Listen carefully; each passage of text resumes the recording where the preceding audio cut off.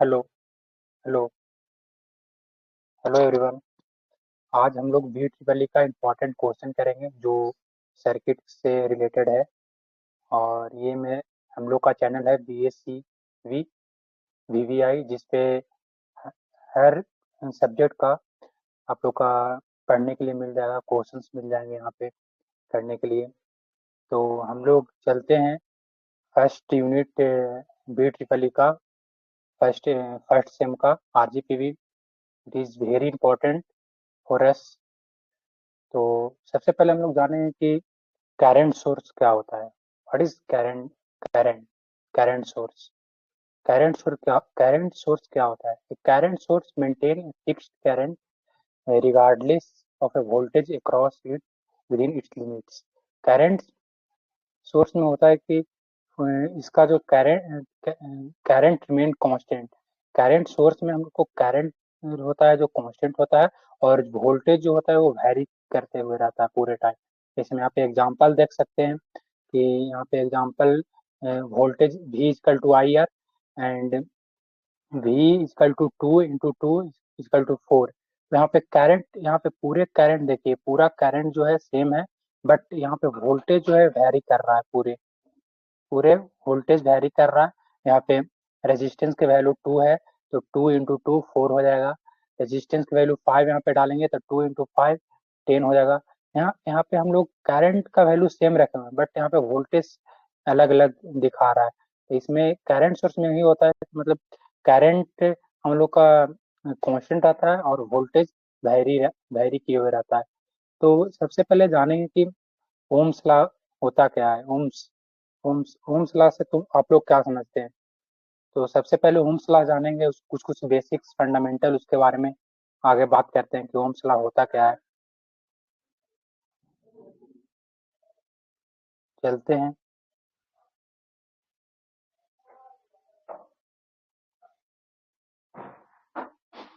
Ohm's law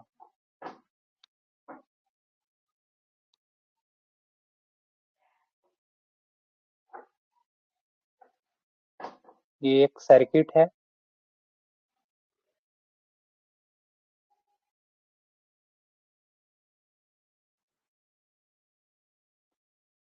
जिससे voltage V है, current I है। तो इसका जो वोल्टेज होगा V equal to I R, और इसमें करंट कितना फ्लो होगा? तो करंट फ्लो होगा I equal to V by R. इसी कॉन्सेप्ट को हम लोग ओम्स लॉ बोलते हैं पूरे फिजिक्स में। ओम्स लॉ बोलते हैं ये। इसमें जो टेम्परेचर आता है वो रेजिस्टेंस के केस में कांस्टेंट रहता है। ये कांस्टेंट टेम्परेचर है, इसका जो ग्राफ होता है ये कांस्टेंट होता है। यहाँ पे आई होगा, भी होगा, ये कांस्टेंट होता है। इसका रेजिस्टेंस रेजिस्टेंस कांस्टेंट होगा। ये हमेशा टेम्परेचर पे बेस्ड होगा। यहाँ पे टेम्परेचर इंक्रीज होगा तो हम लोग रेजिस्टेंस ओम्स लॉ वैरी कर जाएगा, इस पे फिर ओम्स लॉ एप्लीकेबल नहीं होगा। ये कांस्टेंट रेजिस्टेंस पे बेस है, ये कांस्टेंट रेजिस्टेंस रहेगा तभी ही ये हम ओम्स लॉ लगा सकते हैं। आगे चलते हैं, आई होप ये समझ में आ गया होगा आप लोग को। आगे चलते हैं, रेजिस्टेंस होता क्या है। बहुत सारे सिर्फ नाम जानते हैं कि एक रेजिस्टेंस होता है, बट इसके पीछे क्या कॉन्सेप्ट है, रेजिस्टेंस कहाँ से आया, कैसे हम लोग ये क्यों पढ़ते हैं। तो यहाँ पे हम लोग रेजिस्टेंस देखेंगे कि रेजिस्टेंस होता क्या है। तो सबसे पहले करंट जानते हैं कि करंट किसी भी वायर में जो फ्लो होता है करंट, उसको करंट कहते हैं। वोल्टेज जानते हैं कि potential difference potential difference between two point, उसको इसी को कहते हैं वोल्टेज। बट रेजिस्टेंस नहीं पता है, आधा बच्चा को आधे स्टूडेंट को रेजिस्टेंस नहीं पता हो, सिर्फ पता होता है कि हाँ एक रेजिस्टेंस होता है, वैल्यू होता है, और उससे हम लोग को सर्किट सोल्व करना है।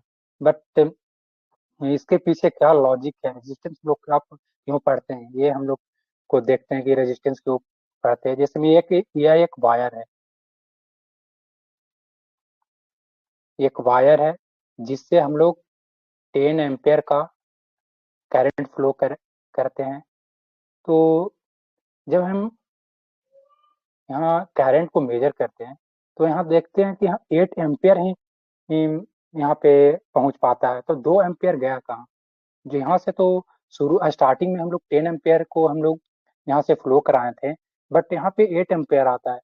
इसके बीच में वायर के बीच में इलेक्ट्रॉन्स होते हैं जो रैंडमली मूव करते रहते हैं वायर में। और जैसे ही एम्पियर को कनेक्ट करते हैं, करंट इसमें देते हैं, जैसे ही इलेक्ट्रॉन जो होता है ये आपस में मूवमेंट करते करते हुए रहता है और एक डायरेक्शन में मूव करता है। इसके कारण इलेक्ट्रॉन इलेक्ट्रॉन के बीच में कोलिजन्स होते हैं, कोलिजन्स के कारण हीट जनरेट होते हैं। हीट जनरेट होने के कारण हम इलेक्ट्रॉन का लॉस होता है। लॉस के कारण अ, हम लोग का जो करंट है, 2 एम्पियर करंट, ये लॉस होता है।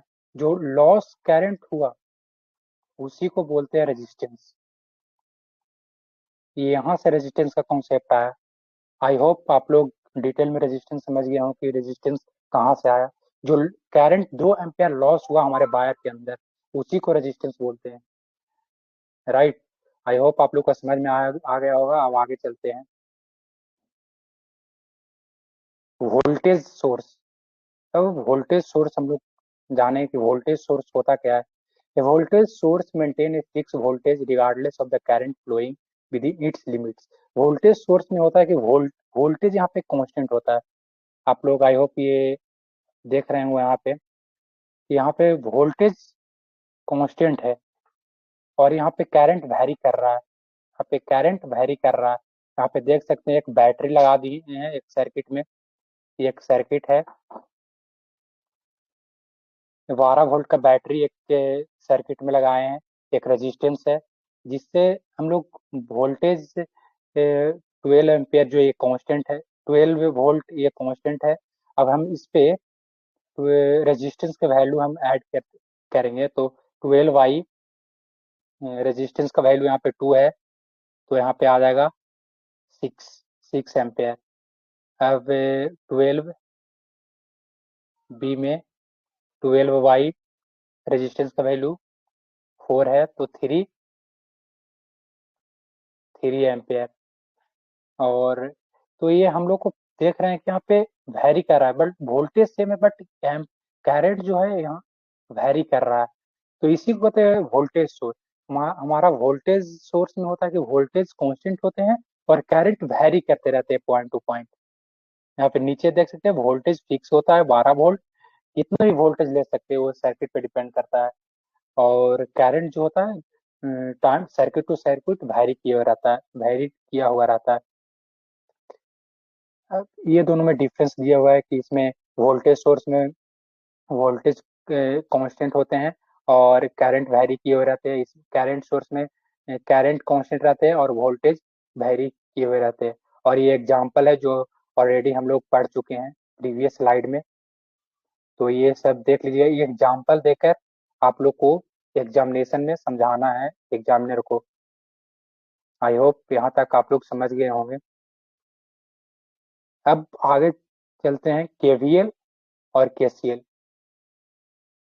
This concept, both concept are very important for RGP examinations. तो केवीएल क्या होता है, summation of all voltage. Summation of all voltage is called KVL. algebraic sum of all voltage is called KVL।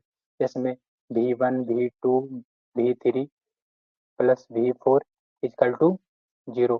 इसी को कहते हैं KVL law, Kirchhoff voltage law. जिसमें ये सर्किट दिया हुआ है, तो यहाँ पे देख सकते हैं कि यहाँ पे plus minus plus minus plus minus, तो plus 12 volt minus V1 minus V2 equal to 0। अब चलते हैं KCL पे। Kirchhoff current law, Kirchhoff current law में होता है, इसमें भी वही होता है, summation of all current, summation of incoming current equal to summation of outgoing current, इसी को कहते हैं KCL लॉ। यहाँ पे देख सकते हैं summation of incoming current and summation of outgoing current, I1 equal to I1 plus I2 plus I3। तो यहाँ पे देख सकते हैं 5A equal to incoming current plus outgoing current, 2 plus 3 equal to 5A equal to 5B, ये दोनों equal होते हैं। यहाँ पे देख सकते हैं। आई होप KVL और KCL यहाँ तक समझ में आ गया होगा। अब चलते हैं सुपर पोजिशन। सुपर पोजिशन हम लोग ऐसा करते हैं कि अगले लेक्चर में हम लोग देखते हैं, क्योंकि सुपर पोजिशन एक बहुत बड़ा कॉन्सेप्ट है। Super position theorem, Thevenin theorem, ये सब बहुत बड़ा कॉन्सेप्ट है। ये हमको लगता है कि अगले लेक्चर में देखते हैं, क्योंकि इसमें सुपर पोजिशन डिटेल में उसमें पढ़ेंगे, क्योंकि क्यों सुपर पोजिशन आया, क्या KVL और KCL में क्या दिक्कत आया जिससे सुपर पोजिशन थ्योरम पढ़ना पड़ रहा है, क्या सुपर पोजिशन में दिक्कत आया जो थेवेनिन पढ़ना पड़ रहा है। तो ये हम लोग सब डिटेल में पढ़ेंगे अगले लेक्चर में। तो अभी हम लोग KVL और KCL को हम लोग सर्किट डायग्राम से हम लोग क्वेश्चन देख लेते हैं, उसके बाद ये थेवेनिन थ्योरम भी पढ़ेंगे अगले लेक्चर में। तो अगले लेक्चर में पूरे डिटेल से पढ़ेंगे कि क्यों हम लोग ये सब पढ़ रहे हैं। KVL और KCL से भी हम लोग तो सोल्व कर सकते हैं सर्किट, बट ये सुपर पोजिशन थ्योरम और थेवेनिन थ्योरम क्यों आया, KVL और KCL में क्या दिक्कत आई जिससे हम लोग सुपर पोजिशन थ्योरम पढ़ रहे हैं, थेवेनिन थ्योरम पढ़ रहे हैं, तो ये सब अगले लेक्चर में देखेंगे डिटेल में पूरे। अब ये क्वेश्चंस है, ये क्वेश्चंस हम लोग को यहाँ पे देखेंगे। ये क्वेश्चन सबसे पहले हम इसको सॉल्यूशन करने के लिए, सॉल्यूशंस करने के लिए सबसे पहले हम लोग इसको, इस पे हम लोग चिन्ह लगा देंगे, इसमें negative, positive, positive, negative, positive, negative, positive, negative, positive, negative. सबसे पहले हम लोग ये ऑपरेटर को हम लोग इसमें डिफाइन कर देंगे, उसके बाद हम लोग अप्लाई करेंगे। ये फर्स्ट लूप हो गया, ये सेकंड लूप हो गया। सबसे पहले इसमें ऐसे दर्शा देंगे सेकंड लूप, उसके बाद अप्लाई करेंगे KVL, apply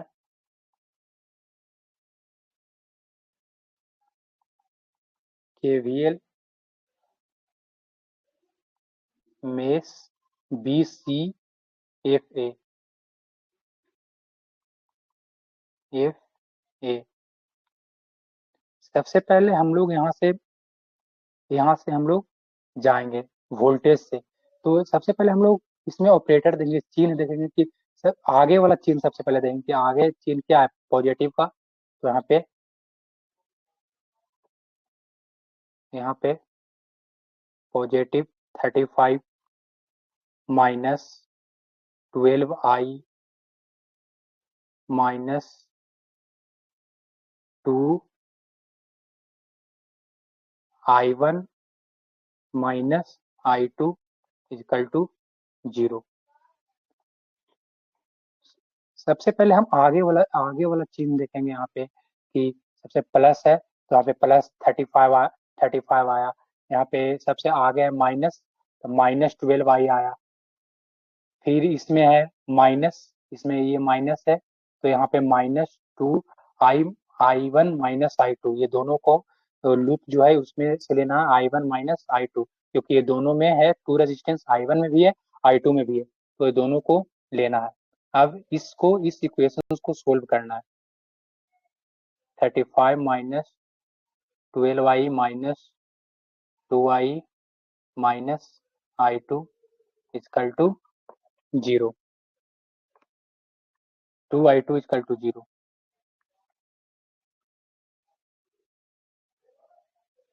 thirty five minus minus minus plus, तो 14i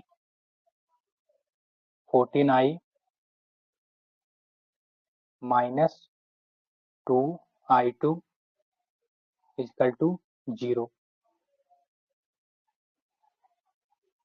अब यहाँ पे minus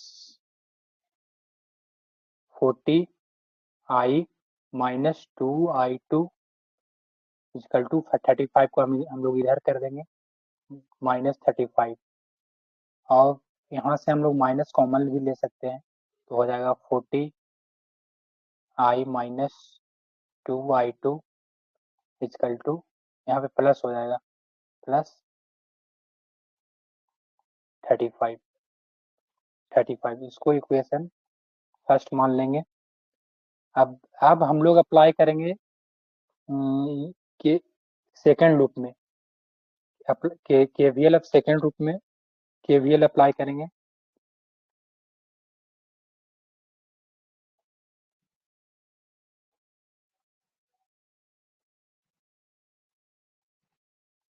apply KVL CDEF,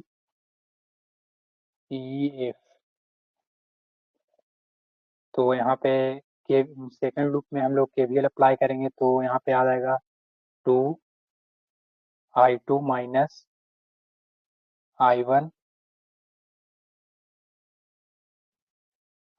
plus 4I minus 40 equal to 0। 2I2 minus, इस इक्वेशंस को अब सोल्व करेंगे। I1 minus 4I minus 40 equal to 0। 2I2 minus 6I1 equal to 40 minus 6I1 plus 2I2 equal to 40। तो यहाँ पे माइनस कॉमन लेंगे तो हो जाएगा 6I1 plus 2I2 equal to -40, ये इक्वेशन टू हो जाएगा। अब फ्रॉम इक्वेशन 1 और 2 से अब हम लोग इक्वेशन 1 और 2 करेंगे। From equation first and second. First equation में क्या था, 14I minus 2I2 equal to 35, और सेकेंड इक्वेशन क्या था, 6I1, ये I1 है, माइनस 2I2 इक्वल टू -40। उसके बाद इसको माइनस कर देंगे, माइनस प्लस प्लस, तो ये 2 से 2I2 कैंसिल हो जाएगा, तो वहाँ पर आएगा 8I1 इक्वल टू 75, तो I1 equal to 75/8 equal to 9.37। तो जो I1 का वैल्यू है वो 9.37 आ चुका है, ये I1 का वैल्यू है। अब I1 को हम इक्वेशन नंबर 1 में पुट करेंगे। I1 को हम लोग इक्वेशन नंबर 1 में पुट करेंगे।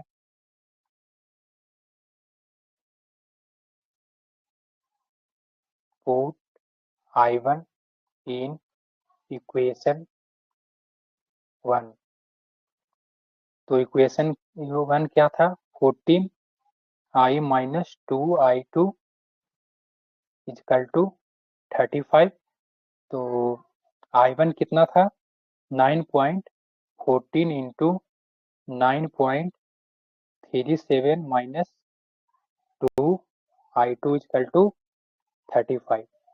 अब आप लोग को कैलकुलेटर निकाल कर इसको सोल्व करना है कि क्या आएगा।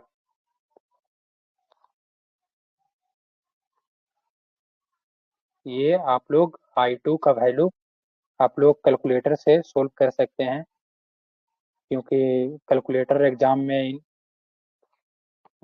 अलाउ होता है, तो आप लोग एग्जाम में ले जाकर कैलकुलेटर यूज करें, तो उससे आप लोग को टाइम का बचत होगा। 14 into 9.37, तो ये आ गया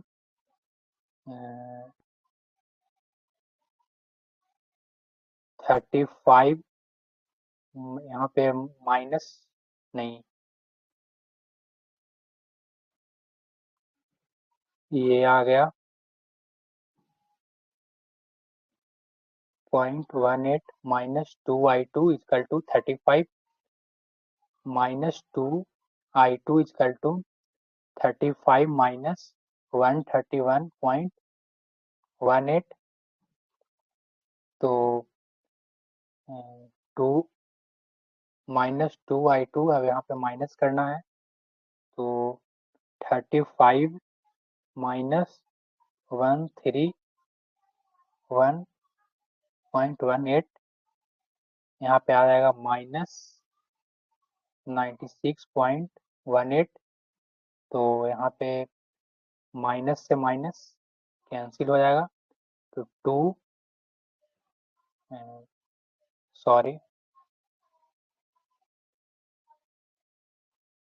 तो I2 इक्वल टू 96.18 बाई 2, तो इसको अब डिवाइड करना है 2 से, भागा 2, तो यहाँ पे आएगा I2 का वैल्यू 48.09। ये आपका आंसर हो गया I1 और I2। अब नेक्स्ट क्वेश्चन में चलते हैं। नेक्स्ट क्वेश्चन क्या कहता है।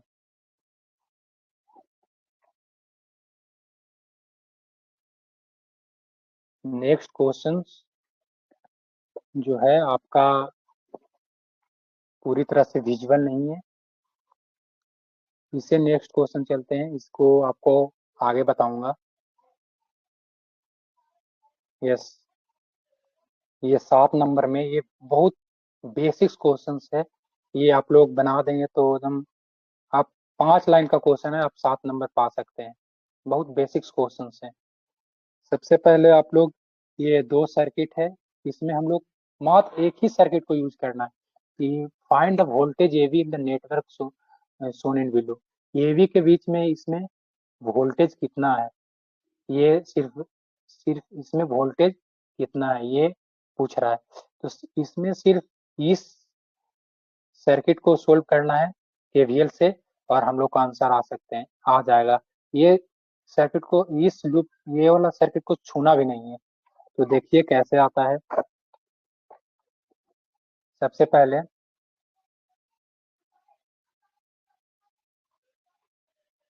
अप्लाई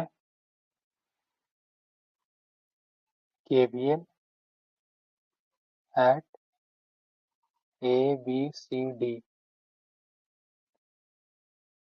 तो यहाँ पे हो जाएगा। यहाँ पे सबसे पहले हम लोग,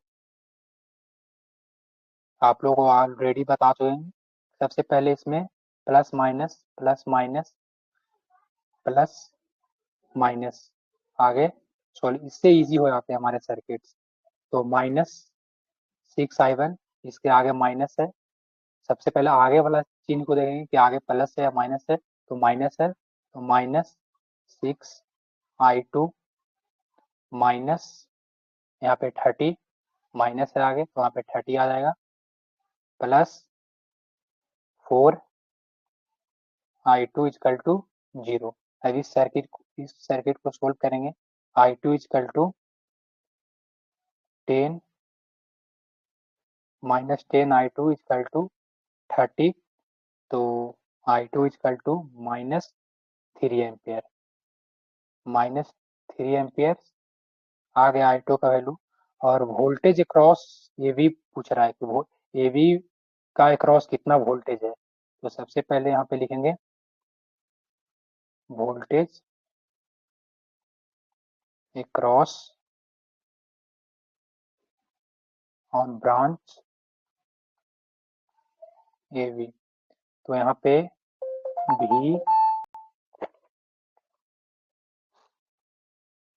VAB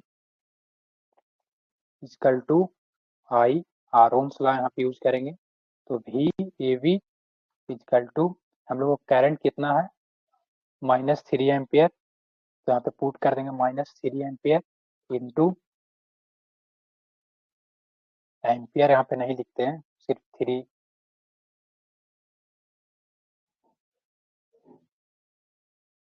-3। रेजिस्टेंस कितना है, रेजिस्टेंस यहाँ पे देख सकते हैं 4 दिया हुआ है। तो यहाँ पे रेजिस्टेंस तो VAB इक्वल टू -12 वोल्ट। ये आपका आंसर 7 मार्क्स। मात्र एक ही सर्किट सोल्व किए हैं, बस आंसर आ गया। तो ये बहुत इंपॉर्टेंट क्वेश्चन था, जिससे इस सर्किट को आधा बच्चा देख कर ही छोड़ देता है, बट उस पर गौर करेगा, अच्छा से मतलब समझेगा तो इजीली सोल्व कर सकता है। अब प्रीवियस क्वेश्चन देखते हैं, क्योंकि पूरी तरह से नहीं विजिबल है, तो इसको हम लोग लिख लेते हैं स्लाइड में। तो ये क्वेश्चंस हैं,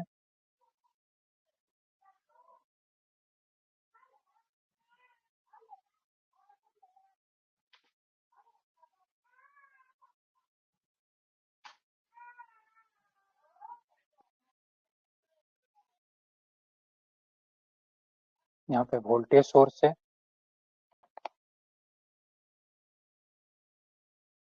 यहाँ पे भी वोल्टेज सोर्स है,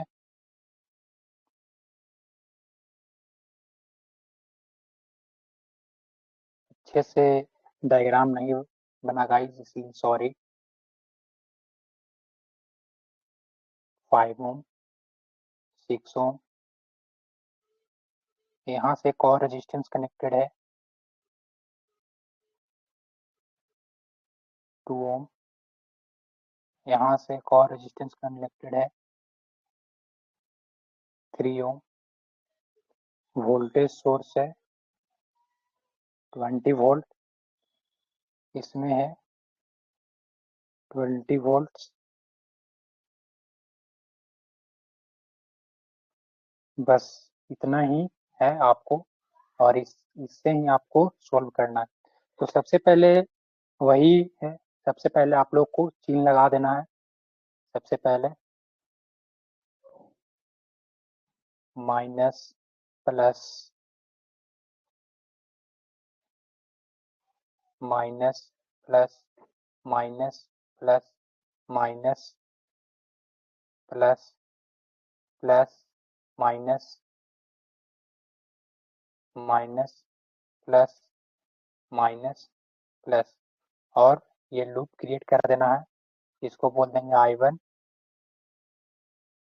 इसको बोलेंगे I2, इसको I3। और जब हम यहाँ से चलना स्टार्ट करेंगे तो यहाँ पे I1, यहाँ भी I1 जाएगा, फिर यहाँ पे करंट डिवाइड हो जाएगा, यहाँ पे I1, यहाँ पे I2, फिर यहाँ पे करंट डिवाइड हो जाएगा I2 I3 में, फिर यहाँ से I3